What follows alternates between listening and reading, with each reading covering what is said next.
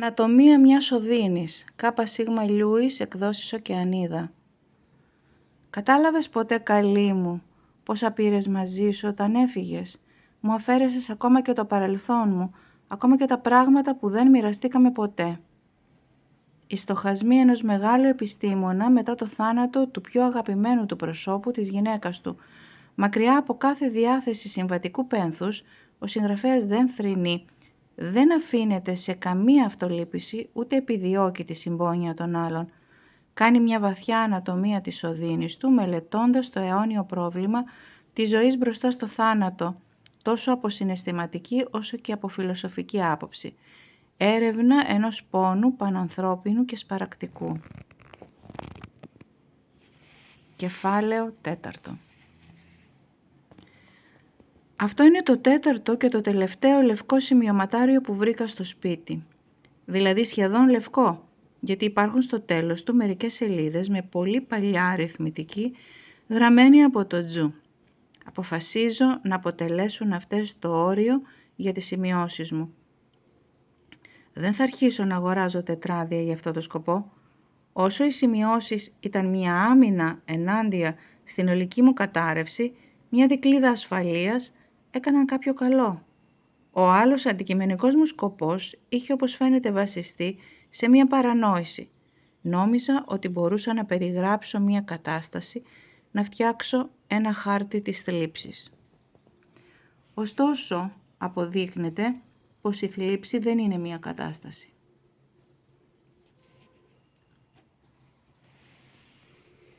Αλλά μια εξελικτική πορεία. Δεν χρειάζεται χάρτη, αλλά μια ιστορία. Και αν δεν πάψω να γράφω αυτή την ιστορία σε κάποιο εντελώς αυθαίρετο σημείο, δεν βλέπω το λόγο να τη σταματήσω ποτέ. Κάθε μέρα έρχεται να προσθεθεί κάτι καινούριο που πρέπει να εξιστορηθεί. Η οδύνη μοιάζει με μακριά κοιλάδα. Μια φιδωτή κοιλάδα που σε κάθε καμπή της μπορεί να αποκαλυφθεί ένα εντελώς καινούριο τοπίο. Αλλά όπως ήδη παρατήρησα, αυτό δεν συμβαίνει σε κάθε καμπή. Το εκπληκτικό είναι ότι μερικές φορές συμβαίνει ακριβώς το αντίθετο. Εμφανίζεται μπροστά σου η ίδια ακριβώς τοποθεσία την οποία πίστευες ότι είχες αφήσει πολλά χιλιόμετρα πίσω σου και τότε ακριβώς αναρωτιέσαι μήπως η κοιλάδα είναι ένα κυκλικό χαράκωμα, αλλά δεν είναι. Μερικά πράγματα ξανάρχονται, η αλληλουχία όμως δεν επαναλαμβάνεται. Η τωρινή καμπή, για παράδειγμα, είναι μια καινούρια φάση, μια καινούρια απώλεια. Βαδίζω όσο γίνεται περισσότερο, γιατί θα ήμουν ηλίθιος αν έπεφτα για ύπνο ξεκούραστος. Σήμερα ξαναεπισκέφτηκα παλιά λιμέρια, κάνοντας έναν από τους μεγάλους περίπατους που μου έδιναν τόση χαρά όταν ήμουν εργένης.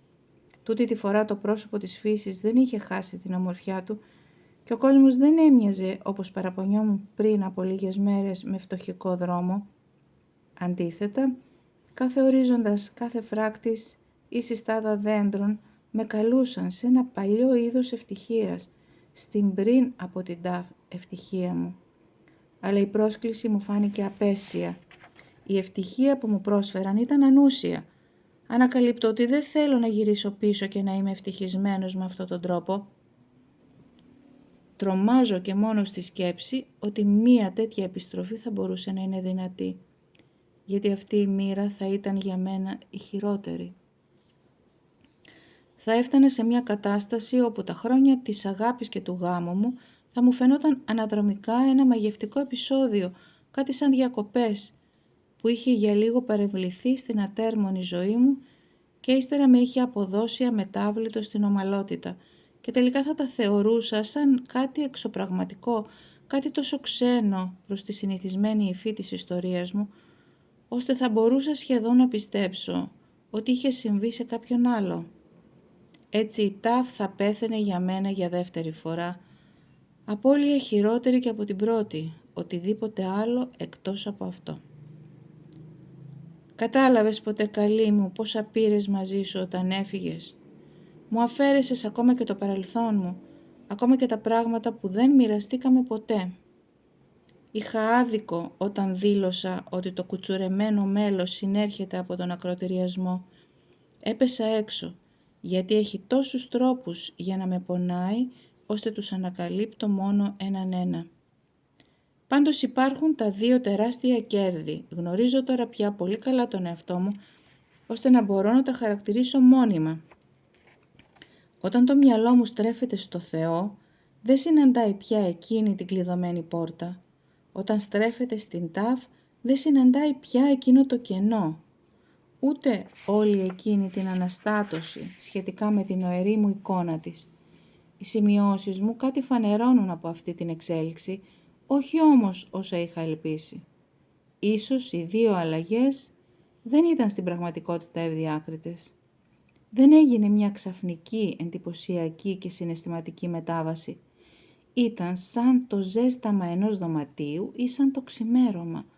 Όταν τα προσέχεις για πρώτη φορά έχουν αρχίσει από ώρα. Οι σημειώσεις μου αναφέρονται σε μένα και στην ΤΑΦ και στο Θεό. Με αυτή τη σειρά. Ακριβώς με τη σειρά και τις διαστάσεις που δεν έπρεπε να έχουν. Και διαπιστώνω ότι δεν αφέθηκα καθόλου σχετικά με αυτούς τους δύο στον τρόπο σκέψης που ονομάζουμε εγκομιαστικό. Κι όμως θα ήταν ο καλύτερος για μένα. Το εγκόμιο είναι ένα είδος αγάπης που έχει πάντα μέσα του κάποιο στοιχείο χαράς. Εγκόμιο στην πρέπουσα σειρά.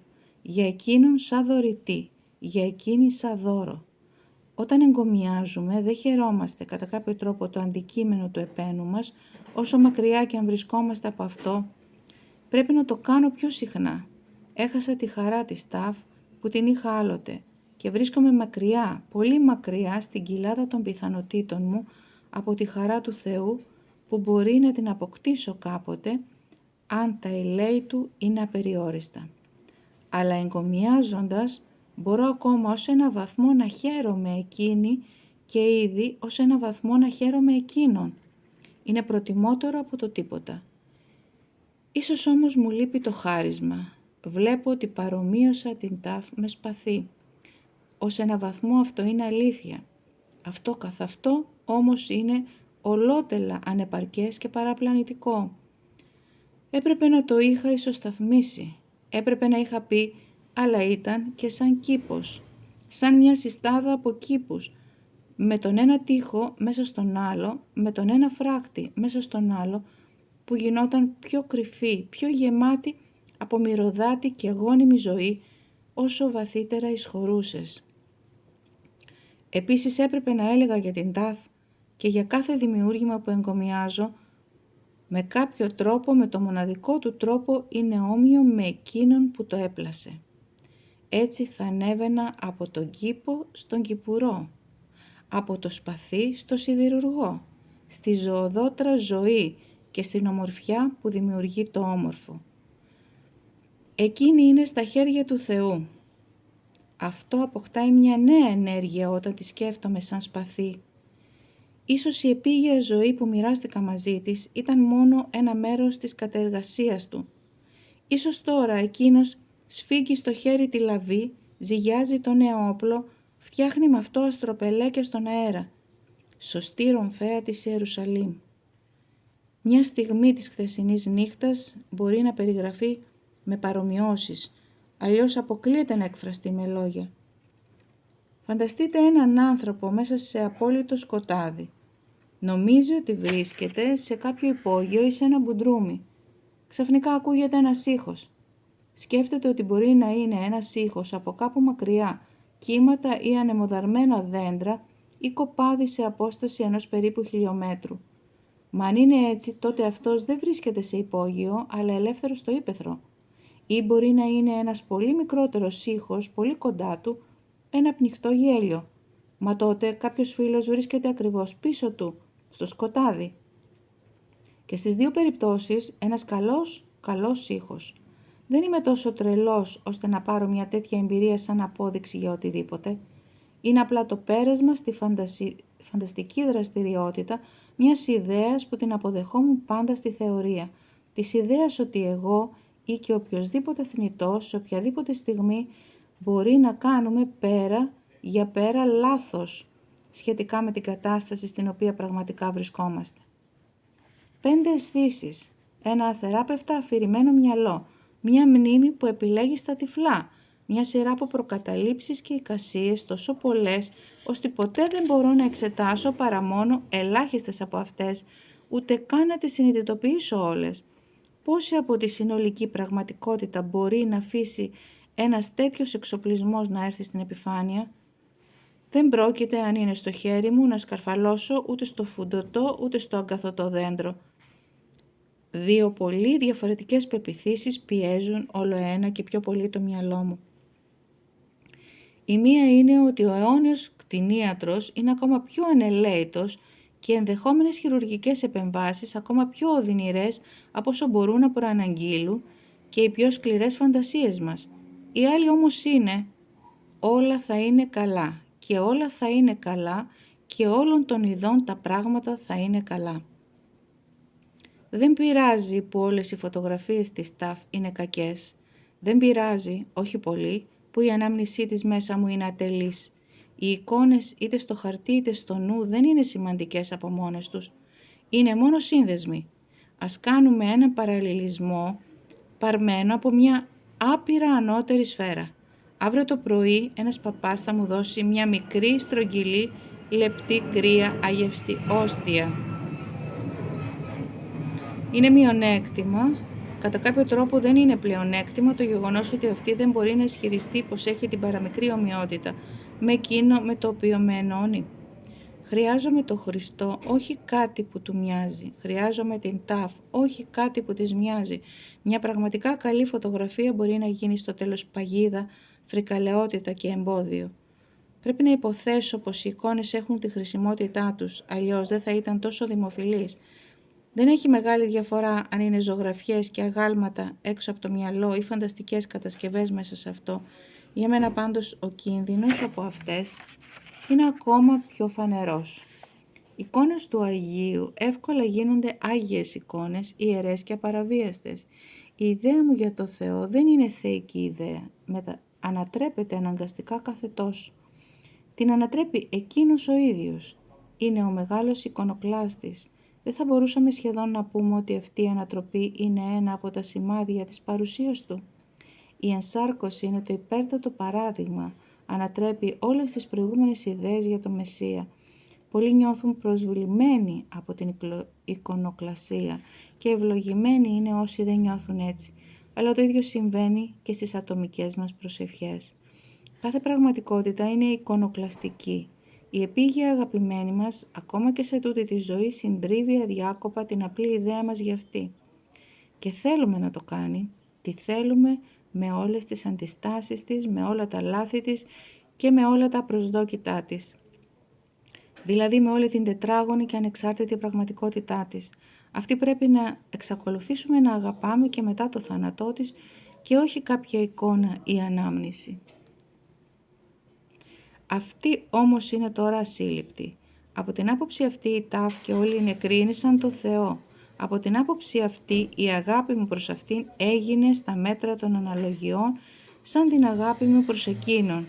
Και στις δύο περιπτώσεις πρέπει να απλώσω τα μπράτσα και τα χέρια της αγάπης, τα μάτια δεν μπορούν να χρησιμοποιηθούν, προς την πραγματικότητα μέσα από τη μεταβλητή φαντασμαγορία των σκέψεων, των παθών και των φαντασιών μου. Δεν πρέπει να αρκεστώ στην ίδια τη φαντασμαγορία και να τη λατρεύω αντί για εκείνον ή να την αγαπώ αντί για εκείνη. Όχι την ιδέα μου για το Θεό, αλλά το Θεό. Όχι την ιδέα μου για την ΤΑΦ, αλλά την ΤΑΦ. Ναι. Και επίσης, όχι την ιδέα μου για τον πλησίον, αλλά τον πλησίον. Γιατί αυτό ακριβώς το λάθος κάνουμε σχετικά συχνά με ανθρώπους που είναι ακόμα ζωντανοί, που βρίσκονται μαζί μας στο ίδιο δωμάτιο. Δεν απευθύνουμε τα λόγια και τις πράξεις μας στον ίδιο τον άνθρωπο, αλλά στην εικόνα, σχεδόν στην περίληψη που έχουμε φτιάξει για αυτόν στο δικό μας μυαλό. Και πρέπει αυτός να απομακρυνθεί πάρα πολύ από την εικόνα για να προσέξουμε το γεγονός. Στην αληθινή ζωή αυτή είναι μια από τις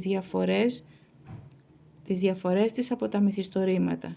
Αν παρατηρήσουμε προσεκτικά τα λόγια και τις πράξεις ενός ανθρώπου, διαπιστώνουμε πως δεν ταιριάζουν ποτέ απόλυτα με το χαρακτήρα του. Δηλαδή με εκείνο που εμείς ονομάζουμε χαρακτήρα του. Έχει πάντα στο χέρι του ένα χαρτί που μας ήταν άγνωστο. Ο λόγος που μου οδηγεί να υποθέσω ότι το κάνω κι εγώ αυτό στους άλλους Είναι το γεγονός ότι βλέπω πολύ συχνά εκείνους να το κάνουν σε μένα. Νομίζουμε όλοι ότι ξέρουμε καλά ο ένας τον άλλον. Και όλο αυτό τον καιρό μπορεί για μια ακόμα φορά να χτίζω με τραπουλόχαρτα.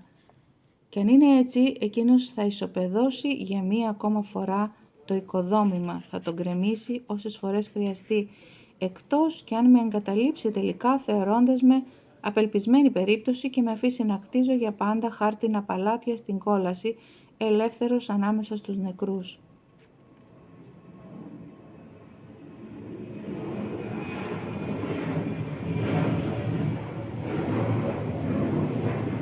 Επιστρέφω, για παράδειγμα, ξανά στο Θεό, επειδή ξέρω ότι αν υπάρχει δρόμος που οδηγεί στην ΤΑΦ, ο δρόμος αυτός περνάει μέσα από εκείνον. Αλλά ξέρω βέβαια ότι εκείνος δεν μπορεί να χρησιμοποιηθεί σαν δρόμος. Αν τον πλησιάζεις όχι σαν τέρμα, αλλά σαν δρόμο, όχι σαν σκοπό, αλλά σαν μέσο, στην πραγματικότητα δεν τον πλησιάζεις καθόλου. Αυτό ήταν στην πραγματικότητα το λάθος με όλες εκείνες τις λαϊκές εικόνες όπου οι οικογένειες ξανασμίγουν ευτυχισμένες στην αντίπερα όχθη. Όχι, οι ίδιες οι απλοϊκές και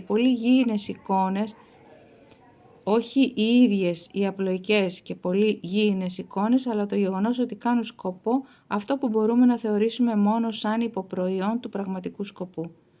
Κύριε, αυτή είναι η πραγματική σου όρη. Μπορώ να ξανασυναντήσω την ΤΑΦ μόνο αν μάθω να σε αγαπώ τόσο πολύ, ώστε να μην ενδιαφέρομαι αν θα τη συναντήσω ή όχι. Συλλογήσου, Κύριε, πώς το βλέπουμε αυτό εμείς. Τι θα σκεφτόταν οι άλλοι, αν έλεγα στα αγόρια μου, όχι ζαχαρωτά τώρα, αλλά όταν μεγαλώσετε και δεν θα θέλετε πια ζαχαρωτά, θα έχετε όσο σας κάνει κέφι. Αν ήξερα ότι μένοντας για πάντα χωρισμένος από την ΤΑΦ, και για πάντα ξεχασμένος από εκείνη, θα πρόσθετα χαρά και λάμψη στην ύπαρξή της ασφαλώς, θα έλεγα με τα χαράς, ακριβώς όπως αν μπορούσα εδώ στη γη να γιατρέψω τον καρκίνο της με την προϋπόθεση ότι δεν θα την ξανάβλεπα ποτέ, θα φρόντιζα να μην την ξαναδώ ποτέ. Έτσι όφιλα να κάνω, έτσι θα έκανε κάθε σωστός άνθρωπος. Αυτό όμως είναι εντελώς διαφορετικό, δεν είναι αυτή η τωρινή κατάστασή μου. Όταν υποβάλλω αυτά τα ερωτήματα στο Θεό δεν παίρνω απάντηση, αλλά ένα μάλλον ειδικό είδος, μη απάντησης. Δεν είναι η κλειδωμένη πόρτα, μοιάζει περισσότερο με σιωπηλό, αλλά σίγουρα όχι άσπλαχνο βλέμμα, σαν εκείνος να κουνάει το κεφάλι του, όχι αρνητικά, αλλά παραμερίζοντας την ερώτηση. Κάτι σαν «Ειρήνη τέκνο μου, δεν καταλαβαίνεις». Δεν καταλαβαίνεις. Μπορεί ένας θνητός να υποβάλει ερωτήσεις που ο Θεός βρίσκει ότι δεν έχουν απάντηση. Μπορεί, πολύ εύκολα θα έλεγα. Όλες οι ανόητες ερωτήσεις δεν έχουν απάντηση. Πόσες ώρες υπάρχουν σε ένα μήλι, το κίτρινο είναι τετράγωνο ή στρογγυλό. Ίσως οι μισές από τις ερωτήσεις μας, τα μισά μεγάλα θεολογικά και μεταφυσικά προβλήματά μας ανήκουν σε αυτή την κατηγορία. Και τώρα που το σκέφτομαι δεν έχω μπροστά μου κανένα πρακτικό πρόβλημα. Ξέρω τις δύο μεγάλες εντολές και καλύτερα να προχωρήσω με αυτές. Πραγματικά ο θάνατος της ΤΑΦ έδωσε τέλος στο πρακτικό πρόβλημα. Όσο ζούσε θα μπορούσα στην πράξη να την βάλω πριν από το Θεό. Θα μπορούσα δηλαδή να κάνω ό,τι ήθελε εκείνη αντί για ό,τι ήθελε εκείνος σε περίπτωση κάποιας σύγκρουσης. Αυτό που απόμεινε δεν αποτελεί πρόβλημα σχετικά με οτιδήποτε θα μπορούσα να κάνω. Έχει σχέση με βαρύτητες αισθημάτων, με κίνητρα και τα παρόμοια. Είναι ένα πρόβλημα που θέτω μόνος μου. Δεν πιστεύω ότι μου το έθεσε ο Θεός. Η νομή του Θεού, το ξανασμίξιμο με τους νεκρούς. Αυτά δεν μπορώ να τα καταχωρήσω στις σκέψεις μου παρά μόνο σαν μάρκες, ανοιχτές επιταγές. Η ιδέα μου, αν μπορεί να θεωρηθεί ιδέα για το πρώτο θέμα, είναι μια τεράστια και παρακινδυνευμένη παρέκταση ελάχιστων και σύντομων εμπειριών εδώ στη γη. Ίσως όχι τόσο μεγάλης αξίας όσο νόμιζα, ίσως μάλιστα μικρότερης αξίας από άλλες εμπειρίες τις οποίες δεν λαβαίνω υπόψη μου. Η ιδέα μου για το δεύτερο είναι επίσης μια παρέκταση. Η πραγματικότητα του ενός και του άλλου, η ίσπραξη της μίας και της άλλης επιταγής θα κάνει θρύψαλα όλες τις ιδέες που έχει κανείς και για τα δύο, πολύ περισσότερο τις ιδέες που έχει κανείς για τη μεταξύ του σχέση. Η μυστικιστική ένωση από τη μία μεριά, η Ανάσταση του σώματος από την άλλη, Δεν μπορώ να βρω την παραμικρή εικόνα, ένα τύπο ή έστω ένα συναίσθημα που να τα συνδυάζει. Αλλά όπως μας αφήνουν να καταλάβουμε, η πραγματικότητα μπορεί. Η εικονοκλαστική πραγματικότητα ακόμα περισσότερο. Ο Θεός θα λύσει τα προβλήματά μας. Όχι όμως, νομίζω, δείχνοντάς μας λεπτές συμφιλιώσεις ανάμεσα σε όλες τις φανερά αντιθετικές αντιλήψεις μας. Οι ιδέες θα σαρωθούν όλες κάτω από τα πόδια μας. Θα δούμε ότι δεν υπήρξε ποτέ κανένα πρόβλημα. Και περισσότερο από μία φορά εκείνη η εντύπωση που δεν μπορώ να περιγράψω παρά μόνο λέγοντας ότι είναι σαν τον ήχο ενός πνιχτού γέλιου μέσα στο σκοτάδι, η αίσθηση ότι η πραγματική απάντηση είναι κάτι συντριπτικά και αφοπλιστικά απλό. Συχνά νομίζουμε ότι οι νεκροί μας βλέπουν και υποθέτουμε, λογικά ή όχι, ότι αν μας βλέπουν πιο καθαρά από πρώτα. Καταλαβαίνει τώρα η Ταφ πόσες σαπουνόφουσκες ή γαρνιτούρες υπήρχαν σε εκείνο που η ίδια ονόμαζε και ονομάζω κι εγώ αγάπη μου. Μακάρι. Κοίταξε προσεκτικά, καλή μου. Δεν θα σου κρυβόμουν αν ήταν στο χέρι μου. Δεν εξεντανικεύαμε ο ένας τον άλλον. Προσπαθούσαμε να μην έχουμε μυστικά. Ήξερες ήδη τα περισσότερα από τα σαθρά πράγματα που υπήρχαν μέσα μου. Αν τώρα βλέπεις κάτι χειρότερο, μπορώ να το αντέξω. Και εσύ το ίδιο. Επίπληξε, εξήγησε, περιγέλασε, συγχώρεσε. Γιατί αυτό είναι ένα από τα θαύματα της αγάπης. Δίνει και στους δύο, ίσως ιδιαίτερα στη γυναίκα, τη δύναμη να βλέπουν πέρα από τα θέλγητρά της και όμως να μην απογοητεύονται. Να βλέπουν ως ένα βαθμό όπως ο Θεός.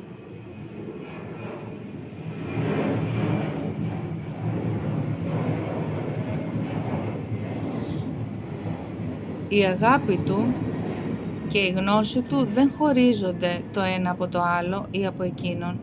Θα μπορούσαμε σχεδόν να πούμε ότι εκείνος βλέπει γιατί αγαπάει και κατά συνέπεια αγαπάει μόλο που βλέπει. Μερικές φορές, Κύριε, μπαίνει κανείς στον πειρασμό να πει ότι αν ήθελες να φερόμαστε όπως τα κρίνα του αγρού, θα μπορούσες να μας είχες δώσει μια οργάνωση πιο όμοια με τη δική τους. Αλλά υποθέτω ότι αυτό ακριβώς είναι το μεγάλο πείραμά σου. Ή όχι.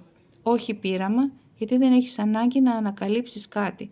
Μάλλον το μεγάλο σου εγχείρημα να φτιάξεις έναν οργανισμό που να είναι και πνεύμα, να φτιάξεις το τρομερό εκείνο οξύμορο, ένα πνευματικό ζώο, να πάρεις κάποιο από τα δύστιχα πρωτεύοντα, ένα κτήνος με νευρικές απολύξεις σε όλο του το σώμα, ένα πλάσμα με ένα στομάχι που θέλει να γεμίσει, ένα ζώο αναπαραγωγής που θέλει το τέρι του και να πεις τώρα προχώρησε, γίνε Θεός. Ισχυρίστηκα μερικά σημειωματάρια πιο πριν ότι έστω και αν μου δινόταν κάτι σαν διαβεβαίωση για την παρουσία της Ταφ, δεν θα το πίστευα. Πιο εύκολα το λες παρά το κάνεις. Ωστόσο, ακόμα και τώρα δεν θα έπαιρνα κάτι τέτοιο σαν απόδειξη. Η ποιότητα της χθεσινοβραδινής εμπειρίας, όχι αυτό που αποδείχνει, αλλά αυτό που ήταν, ακριβώς αυτή η ποιότητα την κάνει άξια να γραφτεί. Ήταν απίστευτα έξω από κάθε συναίσθημα. Μόνο η εντύπωση ότι το πνεύμα της Ταφ βρέθηκε φευγαλέα μπροστά στο δικό μου. Το πνεύμα, όχι η ψυχή, με την έννοια που έχουμε την τάση να δίνουμε στην ψυχή, οπωσδήποτε το αντίθετο από αυτό που λέμε ευαίσθητη ψυχή. Καμία ομοιότητα με ενθουσιώδες ξανασμίξιμο εραστών. Πολύ περισσότερο σαν να έπαιρνα ένα τηλεφώνημα ή ένα τηλεγράφημα από εκείνη για τη ρύθμιση κάποιου πρακτικού θέματος. Όχι ότι υπήρχε σε αυτό κάποιο μήνυμα, μόνο νους και προσοχή. Ούτε αίσθηση χαράς ή λύπης. Ούτε καν αγάπη με τη γνωστή μας έννοια. Ούτε μία αγάπη. Σε καμία ψυχική μου κατάσταση δεν είχα ποτέ φανταστεί ότι οι νεκροί είναι τόσο ψυχρά επαγγελματικοί. Κι όμως υπήρχε μια πολύ μεγάλη και πρόσχαρη οικειότητα. Μια οικειότητα που δεν είχε περάσει καθόλου μέσα από τις αισθήσεις ή τα συναισθήματα. Αν αυτό ήταν κάτι που ανέβλησε από το υποσυνείδητό μου, τότε το υποσυνείδητό μου πρέπει να είναι πολύ πιο ενδιαφέρουσα περιοχή από το βάθος που με έκαναν οι ψυχολόγοι να περιμένω, γιατί φαίνεται πως είναι πολύ λιγότερο πρωτόγονο από τη συνείδησή μου. Από όπου και να προερχόταν, αυτό έκανε κάτι σαν γενική κάθαρση στο μυαλό μου. Έτσι θα μπορούσαν να είναι οι νεκροί καθαρά πνεύματα. Ένας Έλληνας φιλόσοφος δεν θα είχε παραξενευτεί από μια εμπειρία σαν τη δική μου. Αν κάτι μένει από εμάς μετά το θάνατο, έτσι ακριβώς θα το φανταζόταν. Μέχρι τώρα έβρισκα πάντα αυτή την ίδια την ιδέα άγονη και παγερή. Η απουσία συναισθήματος με αποθούσε. Σε αυτή όμως την επαφή, την πραγματική ή φαινομενική, δεν μου προκάλεσε κάτι τέτοιο. Δεν χρειαζόταν το συναίσθημα. Και χωρίς αυτό η οικειότητα ήταν απόλυτη, έντονα τονωτική, ακόμα και αναζωογονητική. Μήπως αυτή η οικειότητα είναι η ίδια η αγάπη που σε τούτη τη ζωή υπηρετούμε με το συναίσθημα, όχι γιατί είναι αυτή καθ' αυτή συναίσθημα ή γιατί έχει ανάγκη από ένα βοηθητικό συναίσθημα, αλλά επειδή οι ζωικές ψυχές μας, τα νευρικά μας συστήματα, οι φαντασίες μας πρέπει να ανταποκρίνονται σε αυτήν με τέτοιο τρόπο. Αν αληθεύει αυτό, πόσες προκαταλήψεις θα χρειαστεί να παραμερίσω? Μια επικοινωνία καθαρά νοητική δεν θα ήταν ψυχρή, μελαγχολική και άβολη. Από την άλλη μεριά, δεν θα έμοιαζε και τόσο με αυτό που εννοεί ο κόσμος όταν χρησιμοποιεί λέξεις όπως πνευματική ή μυστικιστική ή αγία. Θα ήταν, αν μπορώ να πω ότι της έριξα ένα βλέμμα, θα ήταν λοιπόν σχεδόν φοβάμαι τα επίθετα που θα έπρεπε να χρησιμοποιήσω: ζωηρή, εύθυμη, διορατική, έξυπνη, έντονη, ανοιχτομάτα, πάνω απ' όλα στέρεη, απόλυτα αξιόπιστη, σταθερή. Δεν μπορούμε να λέμε ανοησίες για τους νεκρούς. Όταν λέω νόηση, περιλαμβάνω και τη βούληση. Η νόηση είναι πράξη βούλησης. Το ενεργό πνεύμα είναι κατεξοχήν βούληση. Μια φορά όταν πλησίαζε το τέλος, είπα στην Ταφ: «Αν μπορείς, αν επιτρέπετε, έλα κοντά μου όταν θα βρίσκομαι κι εγώ στο κρεβάτι του θανάτου». «Επιτρέπεται», είπε εκείνη. «Ο παράδεισος θα δυσκολευτεί πολύ να με εμποδίσει, όσο για την κόλαση θα την κάνω σκόνη». Ήξερε ότι μεταχειριζόταν ένα είδος μυθολογικής γλώσσας που περιείχε ακόμα και κάποιο κωμικό στοιχείο. Στο μάτι της υπήρχε ένα σπίθισμα και ένα δάκρυ. Αλλά δεν υπήρχε μύθος και αστεϊσμός στη βαθύτερη από κάθε συναίσθημα βούληση που τη διαπέρασε σαν αστραπή. Δεν πρέπει όμως να το παρατραβάω, επειδή έφτασα να παρερμηνεύω κάπως λιγότερο αυτό που μπορεί να είναι καθαρή νόηση. Υπάρχει επίσης και η Ανάσταση του σώματος, ό,τι και αν σημαίνει. Δεν μπορούμε να καταλάβουμε, ίσως το καλύτερο είναι αυτό που καταλαβαίνουμε λιγότερο. Δεν φιλονικούσαν κάποτε οι άνθρωποι για το ζήτημα αν το τελικό όραμα του Θεού είναι περισσότερο πράξη νόησης ή πράξης αγάπης. Ίσως είναι και αυτό άλλο ένα ανόητο ερώτημα. Πόσο κακόβουλο θα ήταν από μέρους μας να καλούσαμε αν είχαμε τη δυνατότητα πίσω τους νεκρούς. Η Ταφ είπε, όχι σε μένα, αλλά στον εφημέριο: «Είμαι εν ειρήνη με το Θεό», και χαμογέλασε, αλλά όχι σε μένα. Έπειτα στράφηκε στην αιώνια πηγή.